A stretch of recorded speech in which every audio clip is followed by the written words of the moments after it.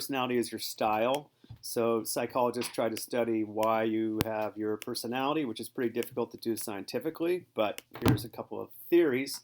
First theory is psychodynamic. That's Freud. And remember that the key to him is the unconscious mind, that largely things beyond your awareness are your personality. Just be aware of the three parts: id, ego, superego. Id goes on the pleasure principle. It's like an infant, and it's what you're born with, and it's entirely in your unconscious.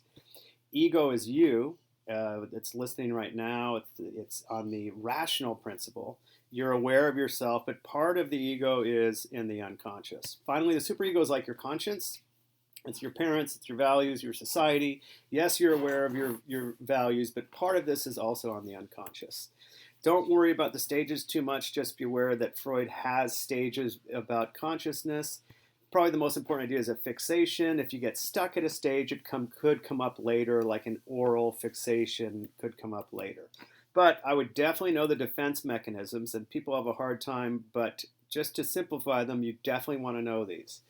And these are just things that Freud talks about. Some things we are aware of, and some things we are not. And he says we push things or repress things that are unpleasant out of our awareness. First one is repression, and basically it's unconscious. If you suppress something, you're aware of it. But repression, he argues, is it's out of your awareness and you're not aware of it consciously, but it will come back in other ways.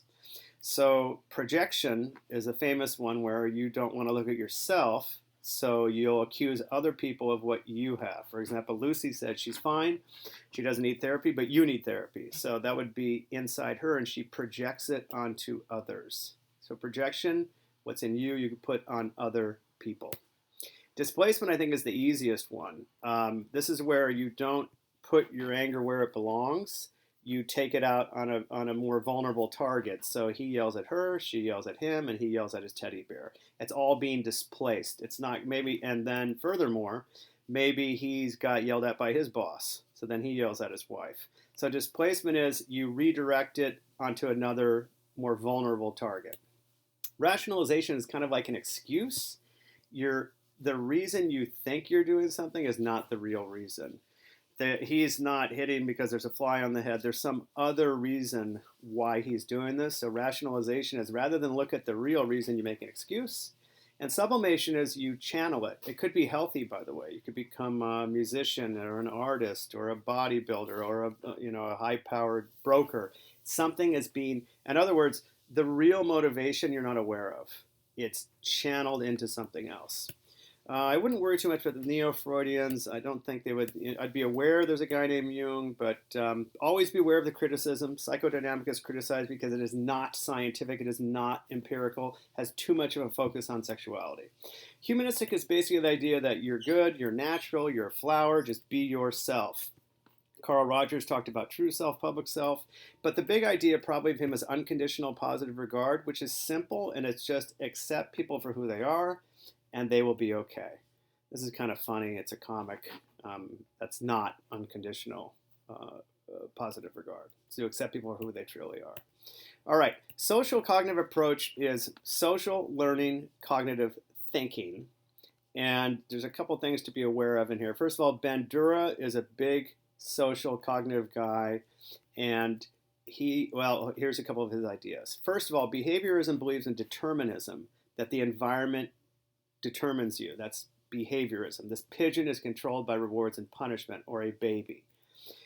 Bandura came up with reciprocal determinism, which is kind of what it sounds, and he just says that, yes, the environment shapes you like a pigeon, but you also shape the environment. So your personality influences the people around you. It's a two-way, and this is in the personality chapter because certain personalities have more influence than others on the environment around them. That's an important term, though.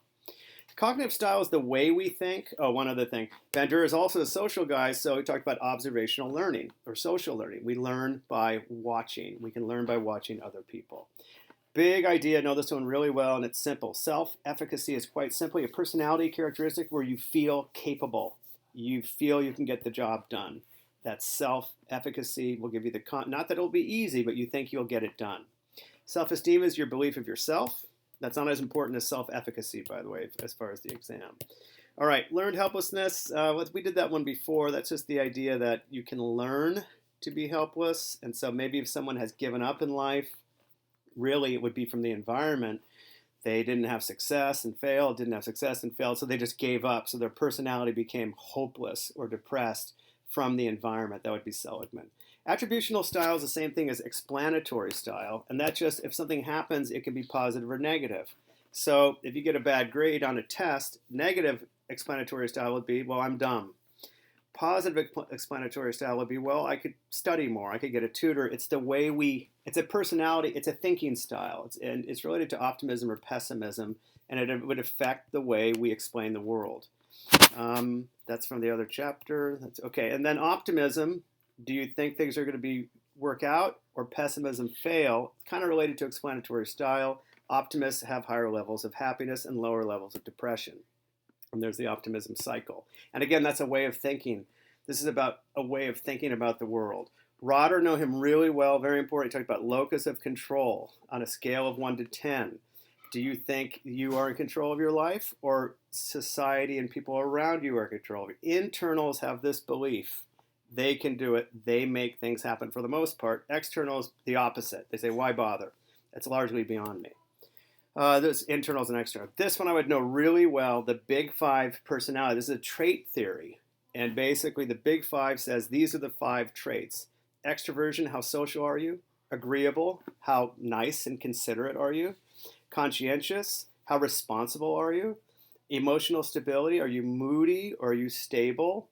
And openness, are you open or imaginative? These things I'd be aware of. There's just 5 dimensions that describe someone's personality. Trait theory, remember, is a trait, just a series of characteristics, a pattern that would define your personality. Finally, testing. How do we test? Projective tests are ambiguous, like an ink block test or a TAT, and they would require interpretation. So you would tell what you see in it, you project your mind into it, whereas an objective test would be the MMPI, a personality inventory, that might be true or false, like an objective test. And just on personality, there are biological aspects like temperament. That's your innate born style as a child. And okay, I think that's it for personality.